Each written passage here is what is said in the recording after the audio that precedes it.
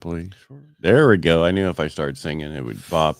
All right. Good morning, everybody. I'm Ed Parcaut with Mike Kelly. I'm with Real Estate Jerky Daily. I was going to sing the rest of it. Yeah. Beep, beep. Farm living. Yeah. The life for me. Today's Wednesday already. It is. It is all. It's flying by. I tell you. Before you know it, it'll be Thursday. Next Wednesday. No more. Last day of April. Is it next Wednesday? Last day of April? Well, craziness. Yeah. 2025 will be gone before you know it. Yeah. And I think it'll be a good year. Were those good tires? Yes. Well, they were pretty good tires. All right. What do you got to talk about? You got numbers today? I got good numbers. Let's quickly do this. We got 800. How many is that? So this is almost 4 months, right? Yeah. It's 3 3/4. Yeah. We'll skew the numbers if you do that. I should have looked at that. You should have done the calculations ahead of time. 895 divided by 3.75 equals 238,888. So we'll just round it up to 239. There you go. And we're creeping up there on the closings. That's pretty cool. And this is Stanislaus County? Yeah, just Stanislaus County. Single family homes, Stanislaus County. It's a big county. It's a big county. It's probably the biggest county you'll ever see. Okay, Trump. Active are 687. That's clicking upwards. We were in the 5s, probably in the 6s last week, but we weren't here. And the pendings are kind of hanging out in the 380s. So maybe they're just people are doing 21-day escrows. And I'm seeing a lot of 21-day escrows being written, but not being performed. Really? Yeah, it's sad. It's like there's always some problem. What's the problem? Couldn't tell you.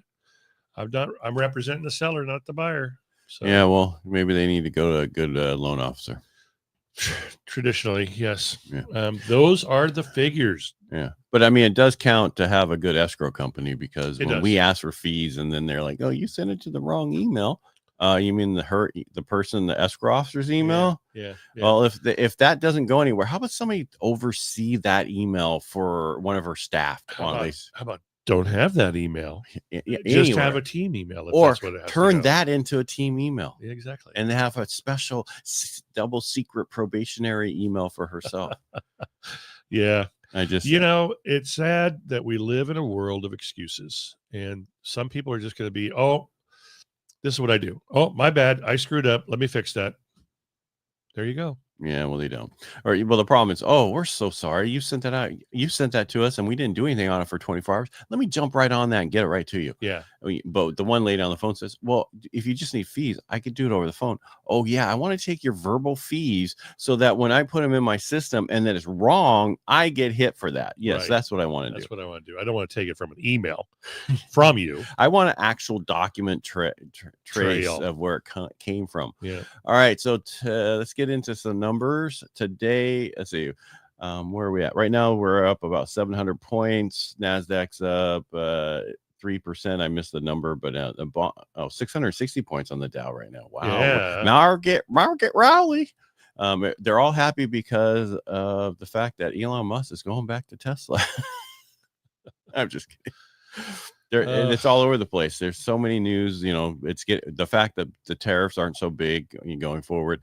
This morning, we were up like 35 basis points on the bonds this morning, and now we're only up 16. The 10 years at 4.34. That thing was down about 10 earlier today. So, I mean, we're not making, great headway anymore back like we were prior to the tariffs. When the tariffs first came out, bond market loved it. Right. And the cuts and everything else. And we got down to 4.19 or 4, whatever. And I had a past client who wants to go from a 30-year to a 15-year. And she's like, we kind of missed the boat because you were on vacation. It's like, okay, well, don't blame me for being on vacation.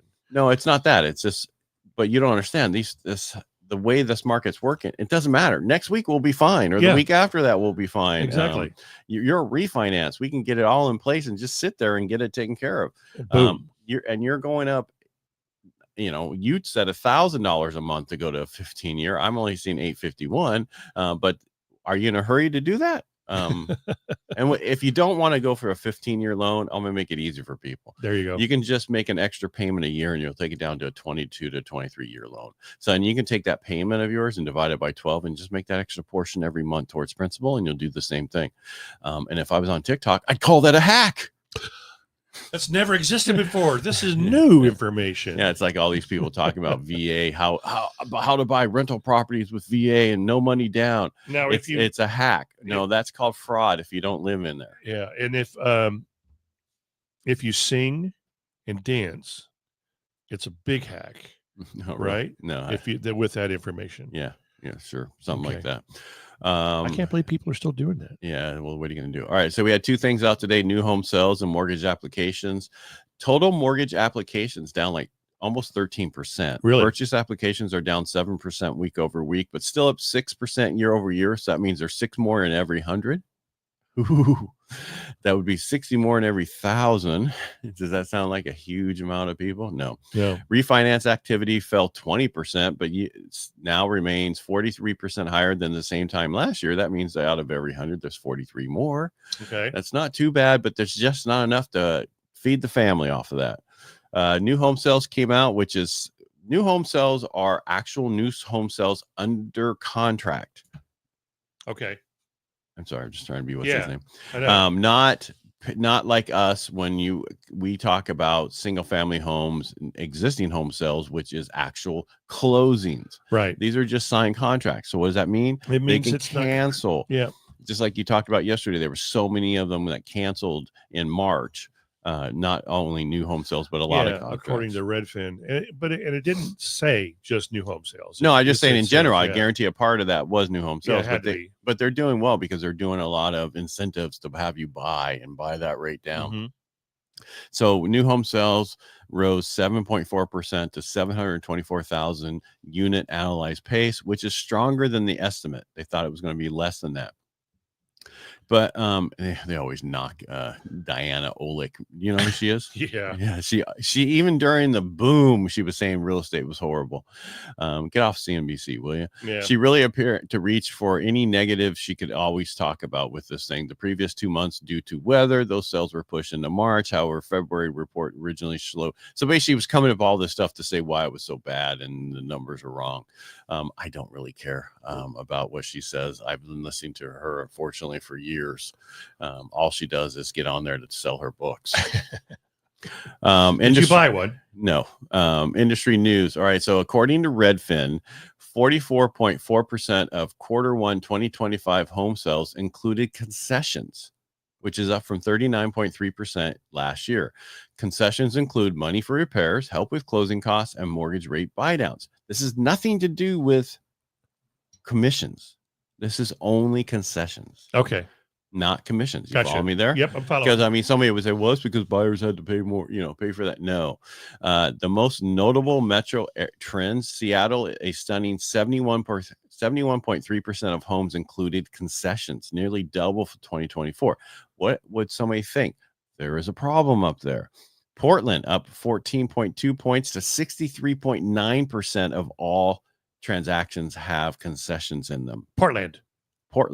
That's right. That's in Oregon. Okay. LA and San Jose also saw a significant increase, but not enough to give us numbers for that.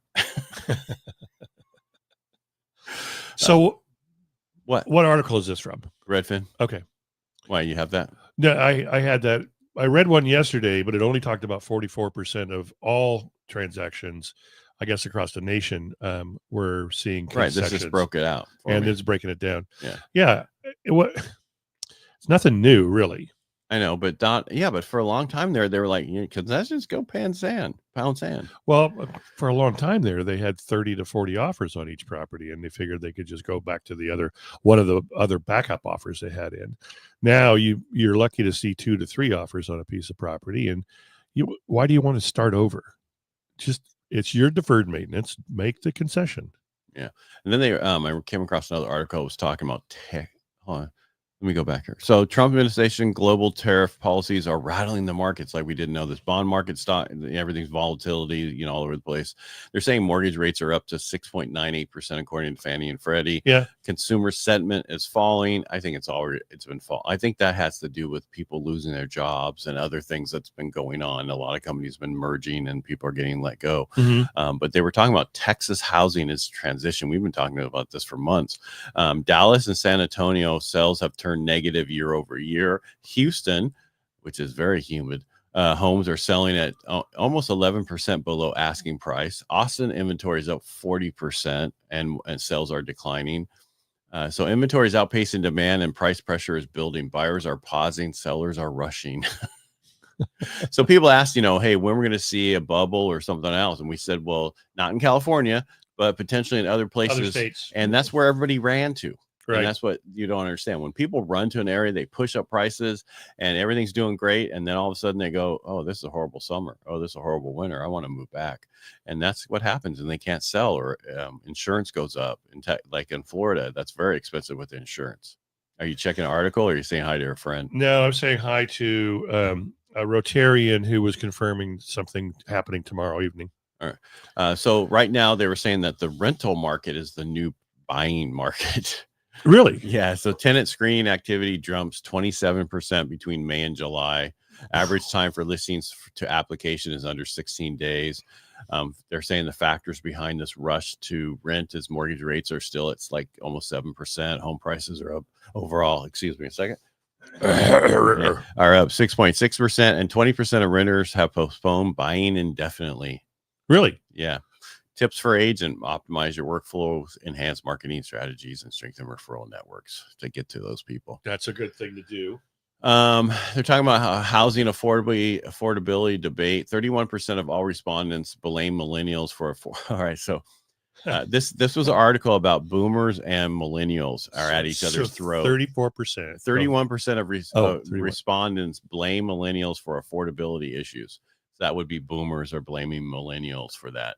27% are blaming baby boomers. I guess so. This is somebody else saying, okay, it's the millennials' fault, and somebody else is saying it's the baby boomers' fault. Okay. Boomers cite home maintenance costs as a top affordability challenge. Millennials point to inventory shortages. Bottom line with this saying is most boomers aren't leaving their house. They're staying there. Right. It's cheaper for them to stay in there and just stay put. And the millennials and boomers are looking for the same house if they do, so when boomers go to sell, they're looking for the smaller house that the first time home buyers are looking for. You and I actually talked about this last year. Yeah. I know it's the same. It's just, real estate is the same thing over and over again. It goes up, it goes down, it goes up. There's a problem. There's a lot of inventory. There's no inventory. There's just enough inventory. It's all over the place. And then there's that generational stuff. Yeah. And then so we had mortgage applications today, new home sales, and then tomorrow we have initial jobless claims, durable good orders, and existing home sales. Well, at least the boomers, and that's all I have. And the millennials aren't blaming the Catholics, saying it's St. Andreas's fault. No, they haven't. But the one thing that they I don't know if you saw that. You see those books that they're going in the Supreme Court right now about all the LGBT books that are being pushed on children, school age. kindergartens and first and second grade. I've seen. It went all the way to past, went all the way to Supreme Court, and they said this is the first time that somebody has caused the Catholics, all the different types of religions to come together as a one and help support against one thing. A common enemy. Yes, exactly. Wow. Besides Satan. Yeah, that's kind of like the movie Independence Day, when the whole world fought the common enemy, and that was the aliens that came to attack the world. Yeah, and then now we just can't get them out. Oh, by the way, did you know with all Trump with 300,000 deportation, he's had 30 injunctions put, and then the past presidents who got rid of 12 million and 10 million, whatever, had 400 million, had no. And right now, the way it's going, it will take 28 years to deport all the people that came in during Biden's administration. Yeah, and 28 years. But the Democrats don't have a platform to run on, so they're going to run on stuff like this. No, I'm just saying that's, to clean up stuff and make this a better place for everybody. That's what the whole goal is. Let's make it better for everybody. Get rid of the people who are causing problems. Get rid of the fluff. Get rid of and just let's make it better. Because you want safe neighborhoods, you want safe communities, and all that stuff. And that's what where we live, we want to be protected. You would think that most people do. They do. Yeah. They're just those fringes who don't. And they seem to be screaming the loudest. And I was talking to somebody, and they're like, I went and picked up was that you yesterday told me about? They went and picked up their sign. They were interviewed, and they were like, I just go to this place to pick up a sign, and I go protest. Right. Yeah. There's a website for it. But you should find that website, and we should talk about it. Okay. All right. I'll DuckDuckGo it. There are becoming some massive servicers out there. I mean, with like billions and billions of loans, and I don't know how that's going to affect the overall market, but that's something we should keep our eye on. Yeah. Yeah. Well, overall, this week's going to be a good week. Yes, you think? It's not going to. I'm still alive, so of course it's a good week.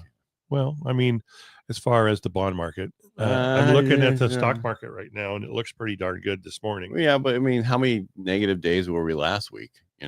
So, and the bond market, until the tariff thing. So once the tariff thing comes in and says, okay, we have like 15 countries signed up, and we've done this, you're going to see even more of a rally in the stock market. Yeah. And you're going to see potentially the bonds start going lower. Well, according to a report yesterday that I read, there's 34 countries that are lined up to sit down with the United States and figure out the fair tariff trading. How many countries are there? 1.2 billion. I'm just curious. More than 34, I'm fairly sure, but I don't know that answer really off the top of my head. So, but 34 of them want to. I know. I haven't checked. That was one of those. Our biggest battle is China, and we really, the Biden administration really let China run amok. Yeah, but it goes all the way back for the last 30 years. I know. They let the problem was whenever somebody gets into office, they're not going to take on these issues like Trump has taken on because they want to be able to stay in power for 8 years. Yeah. Trump doesn't have that. He's going to be gone in 4 period. I don't care what the Democrats say, how he's going to try to go for a 3rd term and all that stuff. That's just all fluff. He's an entertainer. He's like pro wrestling, right? There's a script. There's a whole thing. They get there. The audience is in on it. That's us. That's the Republican Party is totally in on it. And then you have the other people who are like, I can't believe, because Tyrus, Tyrus is on Gunfield. He was pro wrestler, and he's like, yeah, we used to get these letters like, I can't believe you lost, blah, blah, blah. And he's like, that's the script that I had. But they, it's like the older ladies who send letters into the soap operas and say, I can't believe so-and-so died. And that was written in the I can't believe you cheated on me. What so-and-so went on. It's like, okay, it's not reality, people. And that's the thing. But it is to them. Yeah, it is. And that's the thing. I mean, there's just a lot of, you just have to understand that he's a negotiator. You're going to say stuff, do stuff to get your way. It's how that works. It's like attorneys in court. You don't hate them outside of court. You just hate them in court. Right. So I understand why people, because we had somebody comment on a couple of posts and were like, Trump doing this. I said, Trump doesn't control anything. Looks like he's controlling a lot of things. Oh, okay. I just left it alone after that. Yeah. Looks like. Yeah. Well, looks like spring in Paris. You can take him to Supreme Court and see if it's legal or whatever. Right. So. And he's had some decisions for him and against him. Yep. All right, everybody, make it a great day. Thanks for being here. And we will be back tomorrow. Please don't forget it's Wednesday. Is it Wednesday? Yeah. Bye. All right. Bye. Make it a great day.